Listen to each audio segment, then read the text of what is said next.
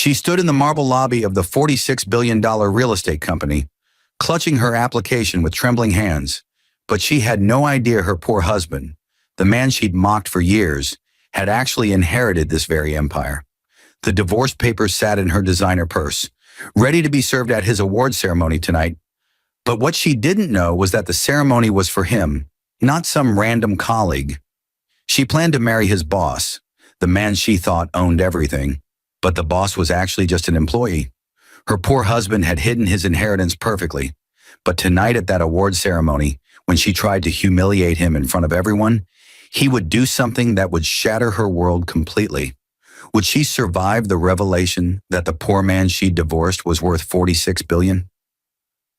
Would his mistress, the woman she thought was stealing him, turn out to be someone entirely unexpected? Would her application to work at his company become the ultimate irony? Jennifer Walsh had never felt more confident in her life as she walked through the revolving glass doors of Montgomery Properties, but the confidence was built on a foundation of lies she'd told herself for 7 years. The building stretched 40 stories into the Chicago skyline, but she only saw it as her ticket away from the man waiting at home in their modest apartment. Her heels clicked against Italian marble, but each step took her closer to a truth that would destroy everything she thought she knew. The receptionist smiled at her with practiced politeness, but Jennifer barely noticed as she handed over her application for the senior marketing position. She'd spent 3 weeks perfecting her resume, but she'd spent 7 years perfecting her contempt for the man she'd married. Daniel Walsh had been different once, but that was before she'd decided poverty was a moral failing. He'd been kind once, but kindness didn't pay for the lifestyle she saw on Instagram. He'd loved her once, but love couldn't compete with her ambition. Mrs. Walsh? The receptionist's voice cut through her thoughts, but Jennifer was already planning her victory speech. Someone will contact you within 48 hours, but I should mention that all final hiring decisions go through our CEO. Jennifer nodded absently, but she was thinking about Marcus, the tall, silver-haired executive she'd been seeing for 3 months. He'd told her he ran Montgomery Properties, but he'd been careful with his exact title. She'd assumed he was the CEO, but assumptions were about to become her downfall. He'd promised her a position once she was free, but freedom had a price she hadn't calculated. The divorce papers burned in her purse like a guilty secret, but guilt required a conscience she'd misplaced years ago. Tonight was Daniel's company event, some boring award ceremony she'd agreed to attend months ago, but she'd decided to make it her stage. She would serve him the papers in front of his colleagues, but his colleagues weren't who she thought they were. She would announce her engagement to Marcus, but Marcus had secrets of his own. Jennifer walked back into the Chicago afternoon, but she didn't notice the bronze plaque beside the entrance. Montgomery Properties, founded 1952, current CEO, Daniel J. Walsh. Part 2, The Poor Husband. Daniel Walsh stood in his office on the 40th floor, but he was looking at a photograph from 7 years ago. Jennifer smiled at him from their wedding day, but the smile had been genuine then. Her eyes had held love then, but now they held only calculation.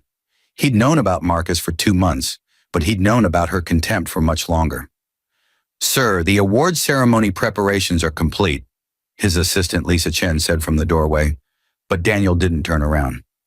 "The mayor will present you with the Humanitarian of the Year award at 7, but we've kept your identity as CEO quiet as you requested."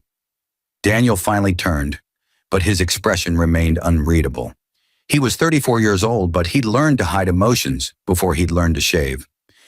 His grandfather had taught him that, but his grandfather had taught him many things about wealth and responsibility. The old man had died 6 months ago, but the inheritance had been in a trust since Daniel turned 18. "Has my wife RSVP'd?" Daniel asked, but he already knew the answer. Lisa nodded carefully, but her eyes held sympathy she tried to hide. "Yes, sir. She confirmed for 2, but she didn't specify who her +1 would be. Should we—" "No," Daniel interrupted, but his voice remained soft. "Let it play out exactly as she's planned it, but make sure the photographer captures everything. I want a complete record, but I want her to feel completely in control until the moment I choose." Lisa left quietly, but Daniel returned to the photograph. He remembered the exact moment it was taken, right after Jennifer had whispered that she'd love him even if he stayed poor forever. But she'd broken that promise gradually, one complaint at a time. She'd mocked his cheap car, but it was paid in cash. She'd ridiculed his thrift store clothes, but he donated millions to homeless shelters. She called him worthless, but his company had just been valued at $46 billion. The irony would have been funny if it didn't hurt so much, but Daniel had learned that wealth couldn't buy genuine love.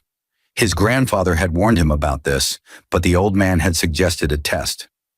Daniel had proposed to Jennifer without revealing his inheritance, but he told himself it was about finding authentic connection. She'd said yes to the poor man, but she'd grown to hate him for staying poor. Except he'd never been poor at all, but she'd never asked the right questions. Daniel had worked at Montgomery Properties since college, but Jennifer thought he was a low-level analyst. He came home at reasonable hours, but he delegated effectively.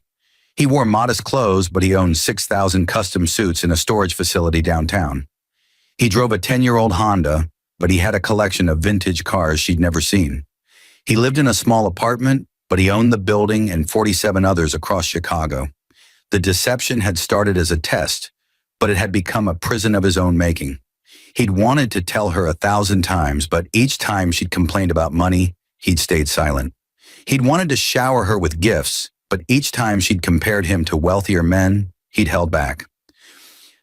He'd wanted to prove his worth, but each time she'd mocked his perceived poverty, he'd retreated further into his double life. Marcus had complicated everything, but Marcus was also the catalyst Daniel needed. The man was his vice president of operations, but he'd been presenting himself as the CEO to Jennifer. Daniel had known within a week, but he'd let it continue. Marcus would be at tonight's ceremony, but he had no idea his boss and his mistress's husband were the same person. Daniel's phone buzzed with a text from Jennifer. "Do I really have to go to this boring awards thing tonight? Your company events are always so depressing." He typed back, "It would mean a lot to me. Please come." Her response was immediate. "Fine, but I'm leaving early." Daniel smiled grimly, but there was no humor in it. She would leave early indeed, but not in the way she expected. Tonight would answer the question that had haunted him for 2 years. Was there anything real left between them, or had she truly only loved the man she'd thought he could become, not the man he actually was? Part 3. The Mistress. Across town, Marcus Devon prepared for the evening with the confidence of a man who'd never faced real consequences. But consequences were coming for him like a freight train he couldn't see. He adjusted his bow tie in the mirror, but he didn't notice the tremor in his hands that betrayed his underlying anxiety. He'd built his affair with Jennifer on a foundation of lies, but he'd convinced himself they were necessary lies. She thought he was the CEO, but he'd never explicitly said those words. She thought he was worth billions, but he'd let her assumptions do the heavy lifting. She thought he could give her everything, but everything was owned by a man he'd never met. The peculiarity of Montgomery Properties was that the CEO was a ghost, but that ghost had very real power. Marcus had worked there for 12 years, but he'd never seen Daniel Walsh in person. All communications came through assistants, but the decisions were always brilliant. The company had tripled in value under Walsh's leadership, but the man himself remained invisible. Board meetings happened via video with the camera off, but the voice on the other end commanded absolute respect. Contracts were signed electronically, but the signature was always legally binding. Marcus had started to wonder if Daniel Walsh even existed, but the paychecks were very real. He'd started to suspect the CEO was some kind of committee or AI, but that was impossible given the personal touches in company policy. He'd finally decided that Walsh must be disfigured or disabled somehow, but he'd never dared to ask. Tonight's awards ceremony was unusual because the CEO would supposedly appear in person, but Marcus had his doubts. The rumor was that Walsh would receive some humanitarian award, but Marcus figured it would be another video appearance. He planned to use the opportunity to network, but he also planned to present Jennifer to his colleagues as his fiancée. She didn't know about that plan yet, but he'd bought a ring. She was still married, but Marcus had convinced himself that was a temporary obstacle. His phone rang, but it was Jennifer's number. "Hey, beautiful," he answered, but his voice carried more confidence than he felt. "Marcus, I need to ask you something. Jennifer said, but there was an edge to her voice he didn't recognize. I applied to Montgomery Properties today for a marketing position, but the receptionist said all final decisions go through the CEO. That's you, right? You can just approve it? Marcus hesitated, but the lie came easily after months of practice. Of course, darling, but there are protocols. I'll make sure you get the position, but we have to make it look legitimate. Can't have people saying I hired my girlfriend, you know? But wait, why do you need a job? I told you I'd take care of everything once you're free. I need my own money, Jennifer said, but her tone suggested she was testing him. I need to know I can stand on my own. But I also need to know you're really who you say you are. This CEO tonight at the ceremony, you're sure he won't interfere with my hiring? Jennifer, I am the CEO, Marcus said, but the lie was getting heavier. This person getting the award is just some figurehead, but the real power is mine. Trust me, but if you're having doubts, no doubts, Jennifer interrupted, but she was lying too. I'm serving Daniel the divorce papers tonight at his little work event, but then I'm coming to your place. We'll celebrate together, but I want you to understand, I'm burning every bridge to be with you. Marcus felt a chill he couldn't explain, but he pushed it down. I'll be waiting, but Jennifer, maybe wait until after the ceremony to serve the papers? These work events can be tricky, but I don't want any drama affecting your future at the company. Too late, Jennifer laughed, but the sound was brittle. I already told Daniel I'm doing it tonight, but not in so many words. He has no idea what's coming, but honestly, he's so pathetic he probably won't even react. I'll text you when I'm done, but it shouldn't take long. She hung up, but Marcus stood frozen in his apartment. Something felt wrong, but he couldn't identify what. Daniel Walsh. The name tickled something in his memory, but it was common enough. He'd never thought to ask Jennifer her married name, but why would he?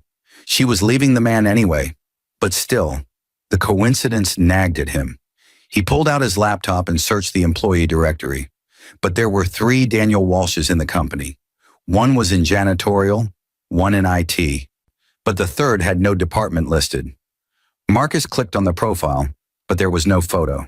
The hire date was 16 years ago, but the position was listed as Analyst Special Projects. Poor bastard, Marcus muttered, but he felt a twinge of guilt. He was sleeping with the man's wife, but he'd never considered the man himself. If this was Jennifer's husband, he was probably exactly as she described, weak, poor, and forgettable. But still, Marcus made a mental note to check the seating chart for tonight, but he wanted to avoid any awkward confrontations. What Marcus didn't know was that there was no seating chart with Daniel Walsh's name on it, but there was a private box reserved for the CEO. He didn't know that the photographer Jennifer thought was documenting her triumph was actually documenting her destruction. But he'd find out soon enough. He didn't know that the ring he'd bought for Jennifer would never touch her finger, but the revelation would come before midnight. Part 4. The ceremony begins. The grand ballroom of the Chicago Hilton sparkled with crystal chandeliers, but the real drama was arriving with the guests.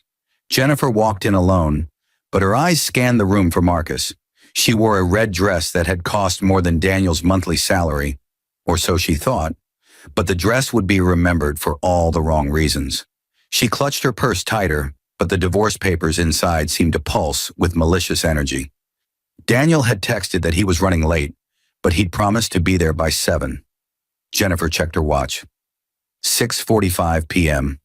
The award ceremony would start soon, but she planned to serve the papers during the cocktail hour. She wanted maximum witnesses, but she wanted to be gone before the boring speeches started. Jennifer, over here! Marcus waved from across the room, but his smile faltered when he saw her expression. She walked over with predatory grace, but her eyes were cold even when she kissed his cheek. I thought you'd be up on stage or something, Jennifer whispered, but her disappointment was obvious. Why are you just standing here with the regular employees? Marcus shifted uncomfortably, but he maintained his facade. I prefer to be accessible, but I'll give some remarks later. First, I wanted to introduce you to some key people. But wait, is that your husband? Jennifer turned, but her heart sank when she saw Daniel entering the ballroom. He wore the same cheap suit he'd worn to their wedding, But something was different about how he carried himself. His shoulders were back, but his face was calm. He saw her immediately, but he smiled. A small, sad smile that made her irrationally angry. "That's him," Jennifer hissed, but she was already pulling the divorce papers from her purse. "The pathetic man I'm about to humiliate. But watch how he just takes it. He never fights back, but that's why I can't stand him anymore." Marcus grabbed her arm, but his grip was weak. "Jennifer, maybe this isn't the place." "This is exactly the place," Jennifer snapped, but she was already walking toward Daniel. The crowd seemed to part for her, but she didn't notice the way people's expressions changed from curiosity to concern. She didn't see the security personnel moving into position, but she wouldn't have cared if she had. Daniel stood by the bar, but he wasn't drinking. He watched his wife approach, but his expression remained neutral. 7 years of marriage came down to this moment, but he'd prepared himself. He'd loved her once with everything he had, but love required truth, and she'd never wanted his truth. She'd wanted his poverty to be real, so her superiority could be justified, but reality was about to crash through her delusions. "Daniel," Jennifer said loudly, but every word was calculated for maximum impact. "I think it's time we had an honest conversation, but I want all your coworkers to hear this." People were definitely watching now, but Daniel simply nodded. "I've always wanted honesty between us, but go ahead, Jennifer. Say what you need to say." She thrust the divorce papers at him, but her hand was shaking with rage, not nervousness.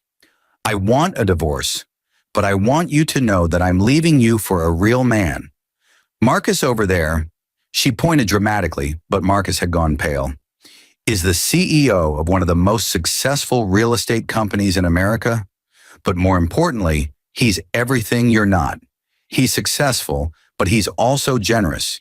He's wealthy, but he also knows how to treat a woman. He's powerful, but he also makes me feel valuable." Daniel took the papers calmly, but he didn't open them. "I see, but before I respond, I have a question.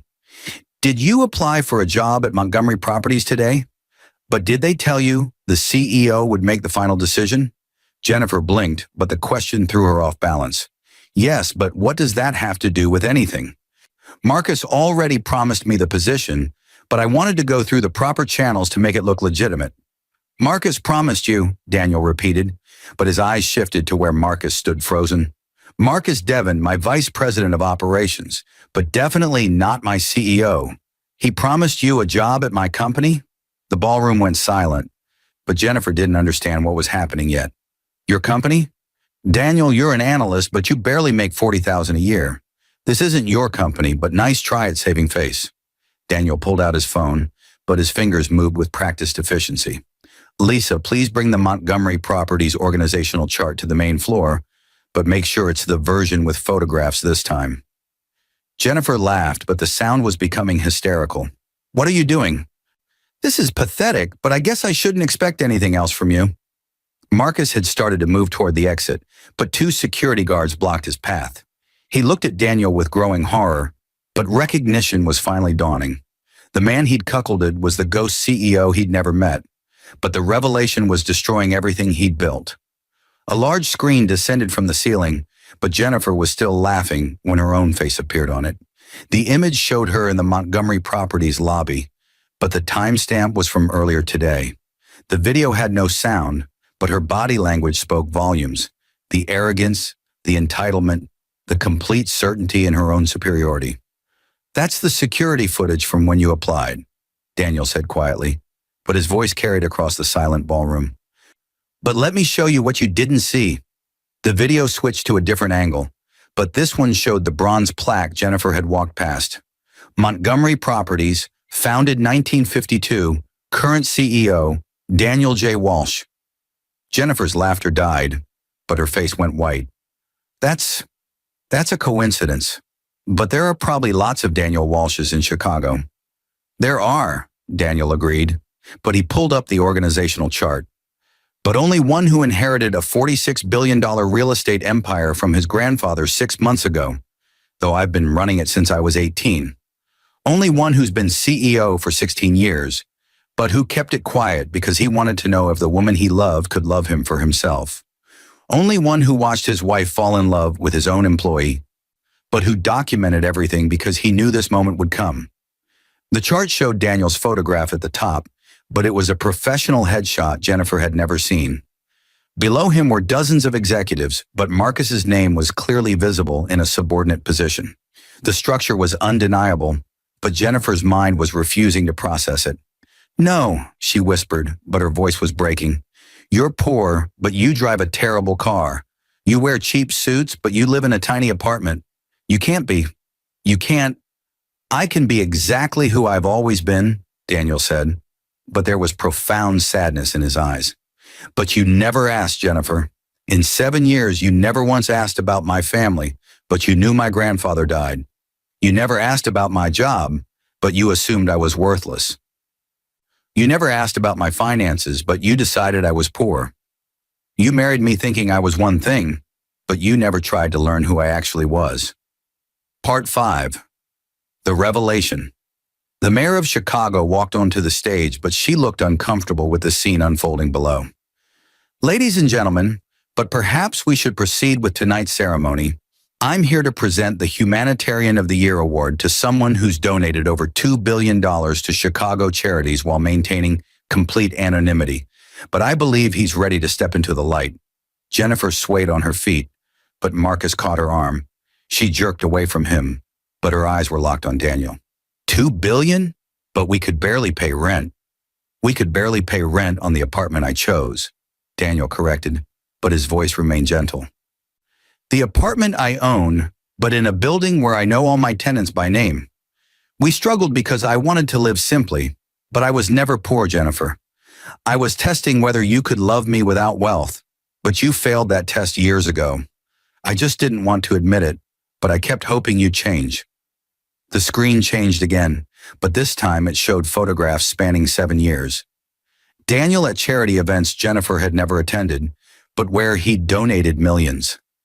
Daniel cutting ribbons at new affordable housing developments, but Jennifer had thought he was working late. Daniel meeting with senators and governors, but she'd assumed he was at the office doing data entry. Daniel receiving awards and recognition, but always under conditions of anonymity. "I built a shelter for homeless veterans," Daniel said, but each word seemed to cost him.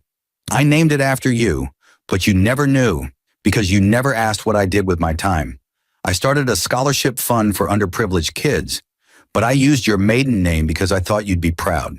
I renovated 12 low-income housing complexes, but I improved our own apartment building first because I wanted you to see that I cared about people, not just profit."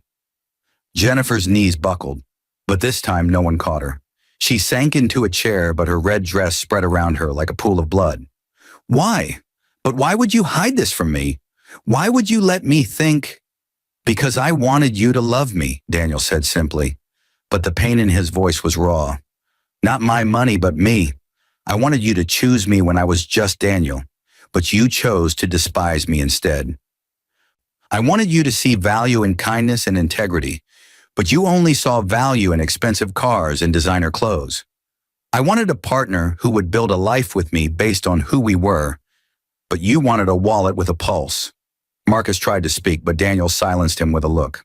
"And you, Marcus, my vice president of operations earning $400,000 a year, but apparently that wasn't enough. You wanted to be CEO, but you weren't willing to work for it. So you stole my identity, but you didn't even do that well. You told my wife you were me, but you never bothered to find out who I actually was." "I didn't know," Marcus stammered, but the excuse was pathetic even to his own ears. "Sir, I never knew you were. I thought you were just some analyst named Daniel Walsh, but I swear I didn't make the connection." "You didn't make the connection because you didn't care," Daniel said, but his voice was ice. "You saw a woman you wanted, but you didn't care that she was married. You saw an opportunity to pretend to be more than you were, but you didn't care about the consequences. You're fired, effective immediately, but the severance package you would have received is now void due to moral turpitude clause in your contract. Security will escort you out, but I suggest you find a very good lawyer." Marcus was led away, but his protests faded into background noise. The ballroom was frozen, but every eye was on Jennifer and Daniel. The mayor stood on stage uncertainly, but she seemed to realize this moment needed to play out. Jennifer looked up at her husband, her soon-to-be ex-husband, but for the first time in years, she really saw him. The cheap suit couldn't hide his bearing, but the bearing of someone who commanded billions. The modest haircut couldn't hide the intelligence in his eyes, but the intelligence that had built an empire. The gentle voice couldn't hide the steel underneath, but the steel of someone who'd made impossible decisions and lived with the consequences. "What happens now?" Jennifer asked, but her voice was small and broken. Daniel pulled out the divorce papers she'd given him, but he didn't look at them. "Now I sign these, but I want you to understand something first. I would have given you everything, but you had to want me first. I would have shown you the truth years ago, but every time I tried, you said something that made me doubt your love. I wanted to believe in us, but you made it impossible." He pulled out a pen, a cheap plastic pen, but Jennifer recognized it from their wedding day and signed the papers with steady hands. "You'll receive a settlement of $5 million, but that's more than fair given the prenuptial agreement you signed. You claimed you'd love me even if we stayed poor forever, but that prenup protected my assets in case you were lying. Turns out you were, but at least I was prepared." Jennifer's mind reeled, but she grasped at the one detail that didn't make sense. "The prenup? But we didn't sign a prenup. Check the marriage license paperwork, but it was included in the packet my lawyer prepared. You signed it without reading. But you were so eager to marry me that you didn't care what you were signing. It's perfectly legal, but it means you leave this marriage with $5 million and nothing else.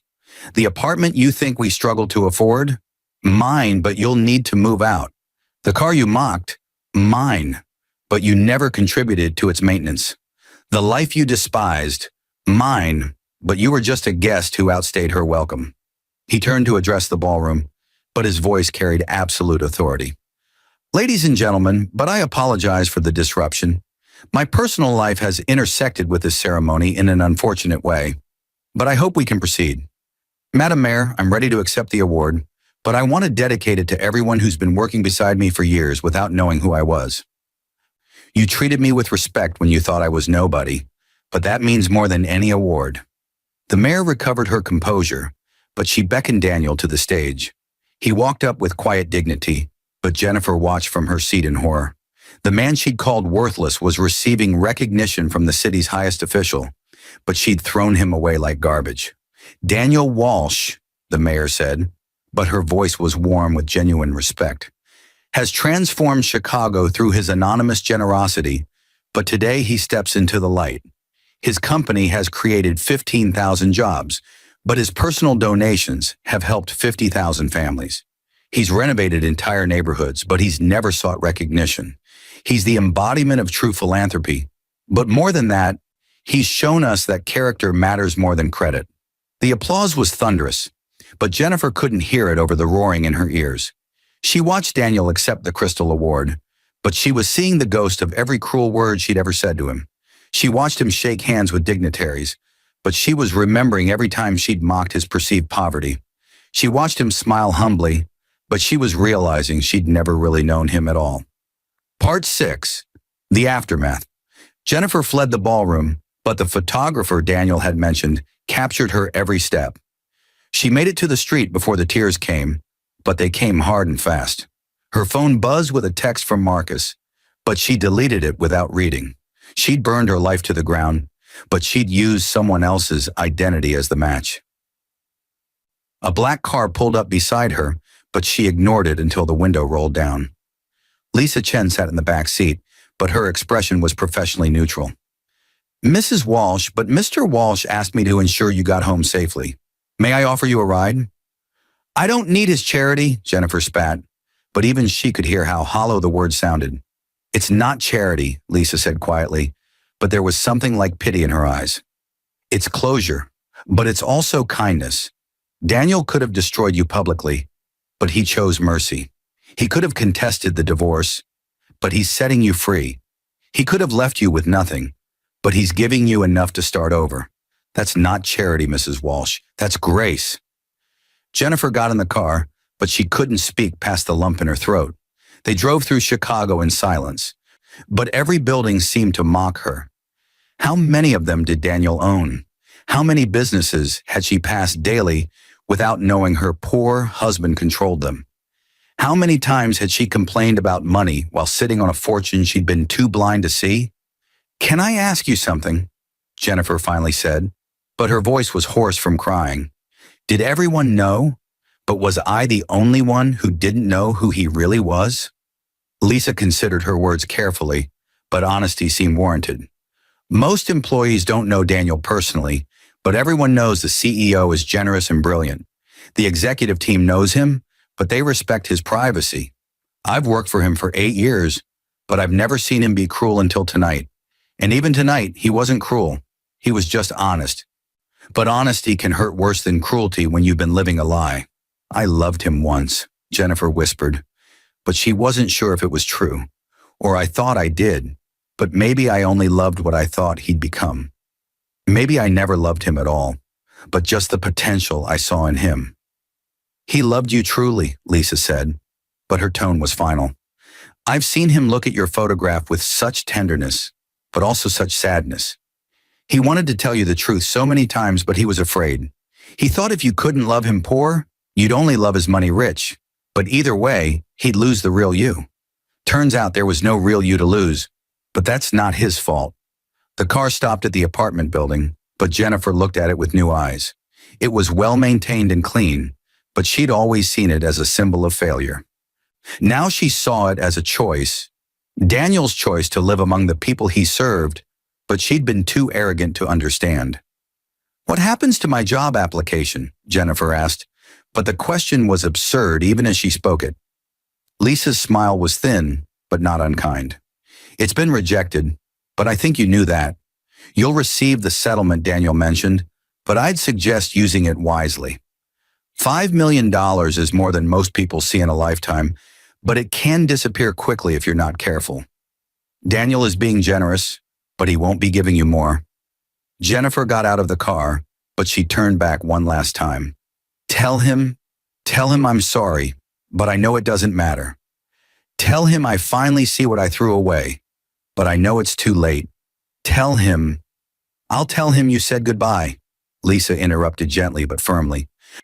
"That's all he needs to hear, but honestly, I think he already knew. He's good at reading people, but you were the only one he couldn't figure out. He kept hoping you'd surprise him, but you surprised him in exactly the wrong way." Part 7. What he did. 3 months later, Jennifer sat in a coffee shop reading the Chicago Tribune, but the headline made her hands shake. "Mystery CEO's ex-wife launches nonprofit with divorce settlement." The article was about her, but she'd never spoken to any reporter. The story detailed how she'd used her $5 million settlement to start a foundation helping women transition out of toxic relationships. But the focus was on her transparency about her own mistakes. The foundation was called Second Sight, but the name was both ironic and appropriate. What Jennifer didn't know, what the article didn't mention, was that Daniel had anonymously donated an additional $20 million to her foundation, but he'd done it through a network of shell companies she'd never trace. He'd seen her first interview where she'd broken down admitting her own cruelty, but he'd been moved by her genuine remorse. He still wouldn't take her back, but he could help her become someone better. The article continued. Jennifer Walsh admits she destroyed her marriage through her own arrogance, but she's using her experience to help others avoid the same mistakes. "I judged my husband by his bank account instead of his character," she says. "But I learned too late that character is the only currency that matters. I thought poverty was a moral failing, but I was the one who was morally bankrupt." Jennifer's phone rang, but it was a number she didn't recognize. "Hello? Mrs. Walsh, this is Gregory Morrison from the Chicago Community Foundation, but I'm calling about a significant anonymous donation to your nonprofit. Someone has given $20 million, but they've requested complete anonymity. I'm calling to verify this is legitimate, but also to congratulate you. This kind of support is extraordinary, but it suggests someone believes in your mission." Jennifer closed her eyes, but she knew exactly who the donor was. Daniel was still taking care of her, but from a distance she couldn't bridge. He was still showing her grace, but on terms she couldn't manipulate. He was still being the man she should have treasured, but to someone she could no longer be. "Please send my deepest thanks to the donor," Jennifer said carefully, but her voice broke. "Tell them I understand why they want to remain anonymous, but their generosity will change lives. Tell them I'm trying to become someone worthy of this trust, but I know I have a long way to go." She hung up and pulled out the photograph she kept in her wallet. Daniel on their wedding day, but his smile was pure and hopeful. She'd destroyed that hope, but she was slowly learning to live with the consequences. The foundation was her penance, but it was also her path forward. She couldn't undo what she'd done, but she could help others avoid her mistakes. Part 8. The Real Mistress. Daniel sat in his office reviewing the quarterly reports, but his mind wandered to the confrontation 3 months ago. He'd shocked Jennifer exactly as he'd intended, but the victory had felt hollow. He'd wanted her to see him, but seeing him had destroyed her. He'd wanted validation, but validation from someone who'd never truly known him meant nothing. Lisa knocked on his door, but she entered before he could respond. "Sir, there's someone here to see you, but she doesn't have an appointment. She says it's personal, but I thought you should know before I send her away." "Who is it?" Daniel asked, but he was already turning back to his computer. "She says her name is Rebecca Morrison," Lisa said carefully, but there was something in her tone. "She's Gregory Morrison's daughter, but she says you met at a charity event 2 years ago. She claims you promised to have coffee with her, but you never followed up." Daniel's head snapped up, but memory was flooding back. Rebecca, the architect who designed the veterans' shelter, but who challenged his every assumption. Rebecca, the woman who'd argued with him for 2 hours about sustainable building practices, but who'd made him laugh for the first time in months. Rebecca, the woman he'd wanted to call, but who he'd avoided because he was still married to someone who despised him. "Send her in," Daniel said, but his heart was racing in a way it hadn't since Jennifer had said yes to his proposal. Rebecca entered, but she was exactly as he remembered, tall, confident, with eyes that saw through pretense. She wore jeans and a blazer, but she carried herself like someone who knew her worth without needing to prove it. "Mr. Walsh, but I hope this isn't too forward. I heard about your divorce, but I wanted to make sure you were okay. We didn't know each other well, but I've thought about our conversation often." Daniel stood, but he was suddenly aware of how tired he must look. "I'm okay, but I appreciate you checking. How's the shelter working out? But I heard there were some issues with the solar panels." "The panels are perfect," Rebecca interrupted, but her smile was warm. "You insisted on the best, but you were right. They're saving us thousands in energy costs, but more importantly, the veterans love having that bit of independence. You designed that detail in, but I don't think you got proper credit." "I don't need credit," Daniel said, but the words came automatically. "I just needed it to work, but the people using it deserve the best." "That's what I remember about you," Rebecca said quietly, but she took a step closer. "You cared about substance over image, but you also listened to arguments and changed your mind when presented with better ideas. You were humble enough to admit when you were wrong, but confident enough to insist on excellence. I wanted to have that coffee with you, but I knew you were married. Now you're not, but I'm probably too late anyway." Daniel looked at her carefully, but he was searching for the calculation he'd seen in Jennifer. He found none, just genuine interest, but also patience. Rebecca wasn't demanding anything, but she was offering something he'd thought he'd lost, the possibility of real connection. "I'm not ready," Daniel admitted, but honesty felt like relief. "I'm still processing everything that happened, but I'm also questioning every judgment I made about love and trust.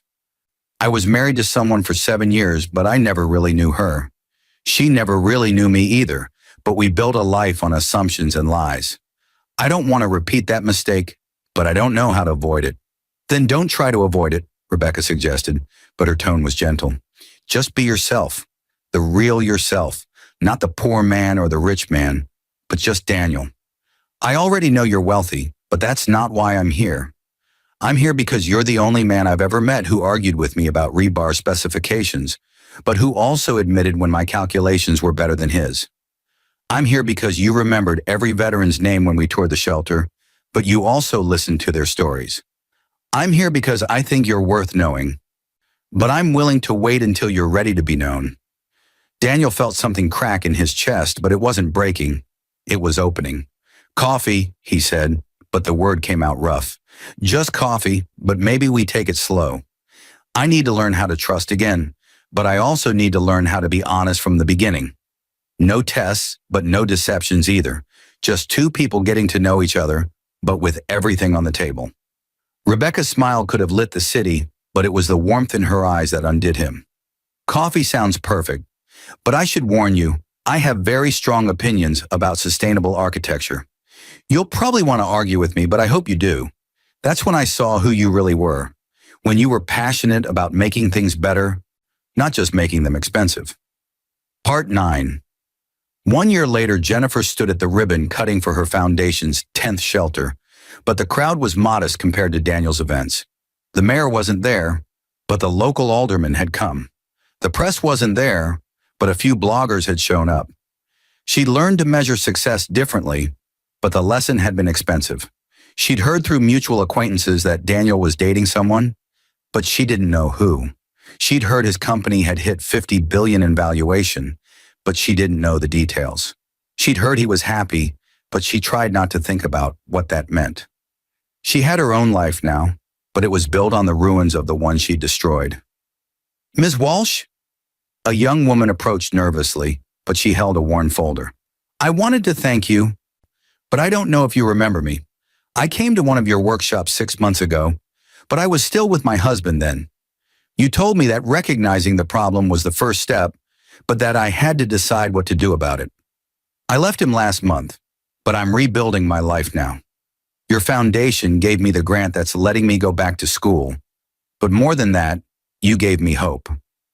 Jennifer felt tears prick her eyes, but they were different from the ones she'd cried at Daniel's award ceremony. These tears came from purpose, but also from understanding. I'm so proud of you, but I want you to know you did the hard part. I just helped with resources, but you had the courage. That's all yours, but don't forget it. The young woman left, but Jennifer stood alone for a moment. She pulled out her phone and did something she'd resisted for a year. She searched for Daniel Walsh. The top result was a photo from a charity gala, but he wasn't alone. The woman beside him was beautiful in an understated way, but more importantly, she was looking at Daniel like he'd hung the moon. Daniel was looking back at her the same way, but there was something else in his expression. Peace.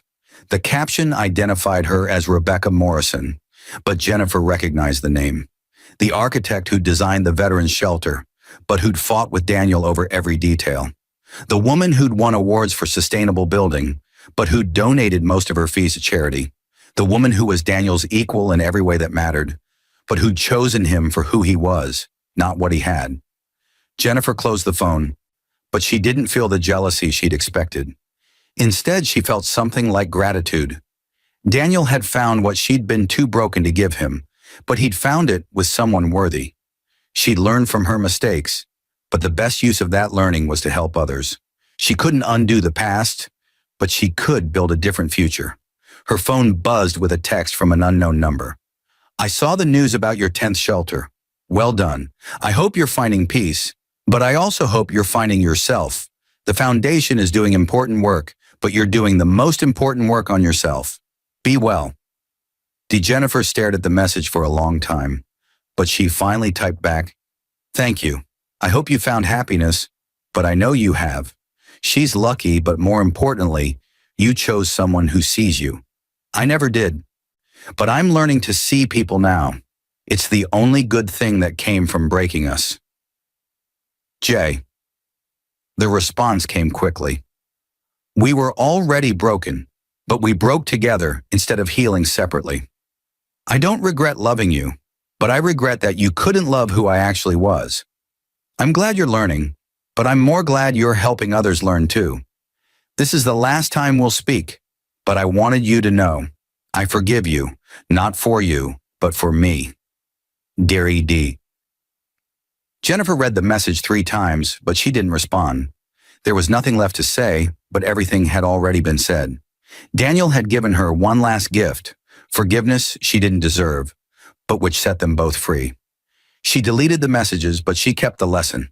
Character is the only currency that matters, but she'd learned that truth too late to save her marriage. She wouldn't make that mistake again, but more importantly, she'd help others avoid it too. Epilogue: 3 years later, Daniel Walsh stood in the hospital room, but his hands were shaking as he held his newborn daughter. Rebecca slept in the bed beside him, but her face was peaceful despite the exhaustion. The baby, Emma Rose Walsh, looked up at him with unfocused eyes, but Daniel saw infinite possibility in them. "I'm going to tell you the truth about everything," he whispered, but his voice was thick with emotion. "I'm going to tell you about money and character, but I'm going to make sure you understand which matters more. I'm going to tell you about your mother, how she's brilliant and kind, but also how she chose me when I was completely honest with her. I'm going to tell you about mistakes I made, but also about grace I received. And someday, when you're old enough, I'm going to tell you about your almost stepmother, but how her biggest gift to me was showing me what I didn't want." Rebecca stirred, but her eyes opened to find Daniel cradling their daughter. "What are you telling her, but more importantly, are you promising her a pony? Because we discussed the pony situation, but I thought we agreed to wait until she could walk." Daniel laughed, but the sound was pure joy. "No ponies yet, but I'm promising her honesty. I'm promising her that she'll know both her parents completely, but that we'll never ask her to choose between truth and love. She can have both, but we'll make sure of it." "Good," Rebecca said, but she held out her arms for the baby. "Because I'm promising her that too, but I'm also promising her that her father is the best man I know. Not because he's wealthy, but because he's good. Not because he's powerful, but because he's kind. Not because he has everything, but because he chooses to give everything to the people who need it most." The hospital room door opened, but Lisa Chen entered with a massive bouquet. "Sir, these just arrived, but the card says they're from the Second Sight Foundation. Should I read it, or is it private?" "Read it," Daniel said, but he was curious despite himself. Lisa opened the card and read, "Congratulations on the birth of your daughter, but also congratulations on building the life you deserved.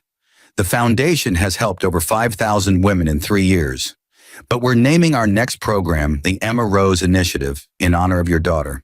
We hope she grows up knowing that second chances are possible, but also that first choices matter most. With gratitude for the second chance you gave one woman to become someone better." The Second Sight Foundation. Rebecca looked at Daniel curiously, but she didn't ask the obvious question. He told her everything about Jennifer, but he'd also told her about the anonymous donations he'd made. Rebecca had understood both the generosity and the pain, but she'd never judged either. "That's beautiful," Rebecca said finally, but she smiled at her husband. "Your daughter's already making a difference, but she learned it from her father. The man who gives anonymously, but who also gives completely. The man who was tested and found lacking a partner, but who learned and found me. The man who could have been bitter, but who chose grace instead." Daniel sat on the edge of the bed, but his family was complete around him.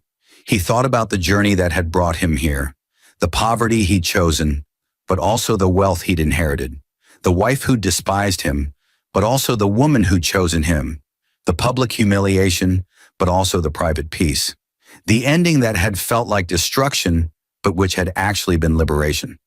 "What are you thinking about?" Rebecca asked, but she already knew her husband's contemplative silences. "I'm thinking that I shocked Jennifer that night," Daniel said slowly, but he was choosing his words carefully. "I revealed the truth she'd never seen, but I also revealed the truth about who she'd become. What I did shocked her, but what she did shocked me more. She actually learned from it.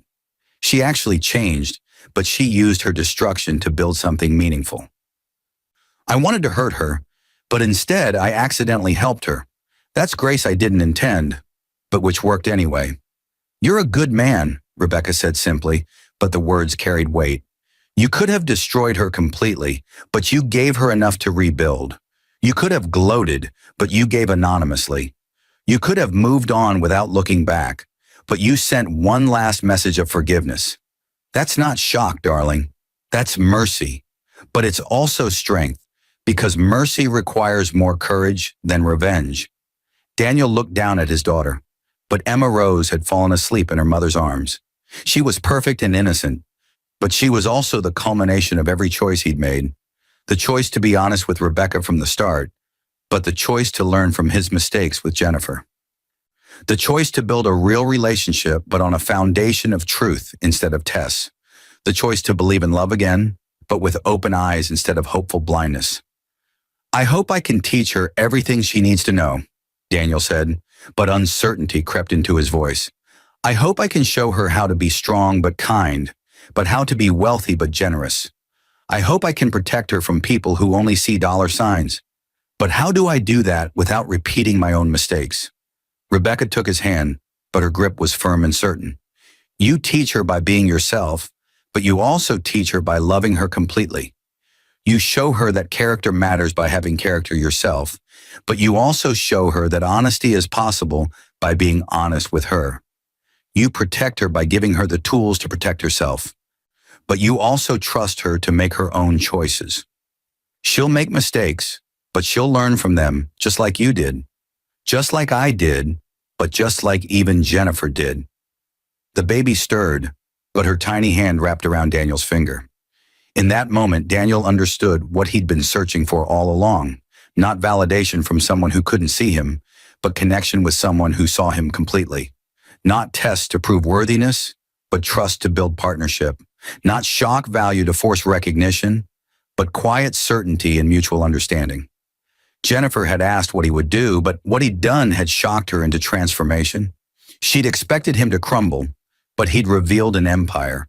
She'd expected him to beg, but he'd granted freedom.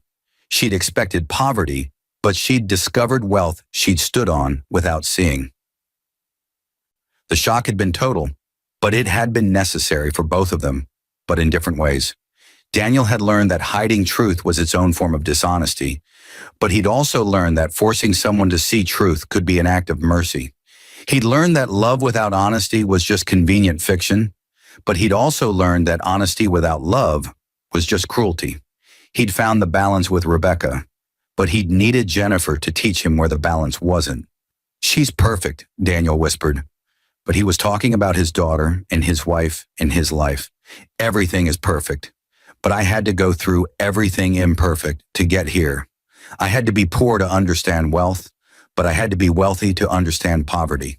I had to be hidden to appreciate being seen, but I had to be revealed to understand the cost of deception. I had to shock someone into seeing me, but I had to be shocked into seeing myself. Rebecca kissed his cheek, but her eyes were bright with understanding. And now you see yourself clearly, but you also see the future. Our daughter will grow up knowing both her parents completely, but she'll never doubt she's loved for exactly who she is. She'll see you give to charity, but she'll also see you give to her. She'll see you run a company, but she'll also see you run toward home. She'll see you as powerful, but she'll also see you as present. That's what you're giving her, but it's what you couldn't give Jennifer because she couldn't see it. In a small office across town, Jennifer read about the birth announcement, but she smiled genuinely for the first time in years. The Second Sight Foundation was thriving, but she'd recently started dating a teacher who'd attended one of her workshops. He knew her whole story, but he'd chosen her anyway. Not despite her mistakes, but because she'd learned from them. She'd finally learned what Daniel had tried to teach her. That character is built in how you respond to failure, but failure is only permanent if you refuse to grow. She closed her laptop, but she pulled out a photograph she kept hidden in her desk. Daniel on their wedding day, but younger and hopeful. She'd destroyed that hope, but she'd built something new from the ashes. The foundation had her last name, but it had Daniel's values. She'd never stop owing him for the shock that had saved her, but she'd never stop trying to pay that debt forward. The story of the poor husband who'd actually inherited the $46 billion real estate company, but who'd been divorced by a wife who'd applied to his own company without knowing it, that story had become legend in Chicago. The wife who'd tried to leave him for his mistress at his award ceremony, but who'd discovered the mistress was just an employee and the poor husband was the actual CEO.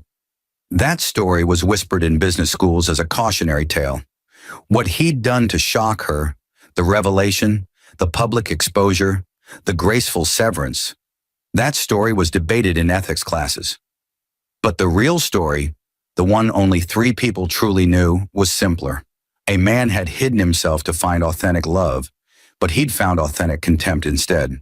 A woman had revealed her true character when tested, but she'd failed the test completely. A shock had been delivered and received, but both parties had been transformed by it. One had found real love after artificial testing, but the other had found real purpose after artificial living. And in the end, what Daniel had done to shock Jennifer wasn't the revelation of his wealth, but the gift of his forgiveness. He'd given her enough to rebuild, but not enough to coast. He'd given her mercy, but not absolution. He'd given her a second chance, but he'd made her work for it. That was the real shock. Not that he was rich, but that he was better than she'd ever imagined.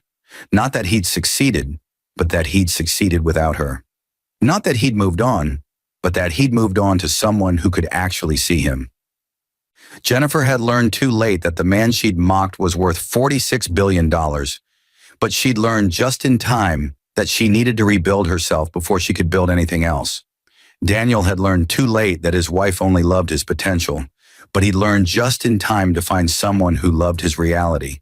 And Emma Rose Walsh would grow up knowing her father's story, but she'd grow up in a home built on truth instead of tests, on honesty instead of hiding, on love that was earned through authenticity instead of extracted through deception. The shock of revelation had freed them all, but freedom always costs something. For Jennifer, it cost her marriage but bought her purpose. For Daniel, it cost his idealism but bought him reality. For Rebecca, it cost nothing but gave her everything. And for Emma Rose, it would cost her ignorance but buy her wisdom. The wisdom that wealth means nothing without character, but character means everything even without wealth. That was the lesson of the poor husband who wasn't poor, but who'd pretended to be. That was the lesson of the wife who'd applied to his company, but who'd never applied herself to knowing him. That was the lesson of the mistress who wasn't a mistress, but who'd become a wife. That was the lesson of the shock that wasn't cruelty, but mercy disguised as revelation. And that was the lesson that would echo through generations. Be honest from the start, but be prepared for honesty to hurt. Test character if you must, but be ready for the test to reveal your own. Shock people with truth if necessary, but remember that truth is a weapon that cuts both ways. And above all, remember that love built on lies will crumble under truth, but love built on truth will stand through anything. Daniel Walsh had learned all these lessons, but he'd paid for them with 7 years of a false marriage. Jennifer Walsh had learned all these lessons too, but she'd paid for them with everything she'd thought she wanted. And both of them had emerged transformed, not into better versions of who they'd been, but into honest versions of who they'd always actually been. That was what he'd done to shock her, but the shock had reverberated far beyond one night in a ballroom. It had created waves that were still spreading, but the waves were carrying hope instead of harm, possibility instead of pain, truth instead of deception. And in the end, that was the greatest shock of all, that destruction could lead to creation, that exposure could lead to growth, that the ending of one story could be the beginning of something infinitely better. The $46 billion empire would continue to grow, but it would be run by a man who'd learned that money was just a tool. The foundation would continue to help women, but it would be run by a woman who learned that character was the only currency. The marriage would continue to deepen, but it would be built by 2 people who'd learned that honesty was the only foundation. And the child would grow up understanding all of it. But she'd grow up safe in the knowledge that her parents had learned their lessons well. What Daniel Walsh had done to shock Jennifer Walsh that night was simple. He told the truth. But the truth had been so unexpected, so complete, so devastating to her constructed reality that it had functioned as the ultimate shock. And from that shock had come growth, painful, difficult, necessary growth that had transformed them both into people capable of building something real. That was the story. That was the shock. That was the lesson. And that was the legacy that would outlive them all. Not the $46 billion, but the truth that character is the only wealth that truly matters. And honesty is the only currency that never devalues.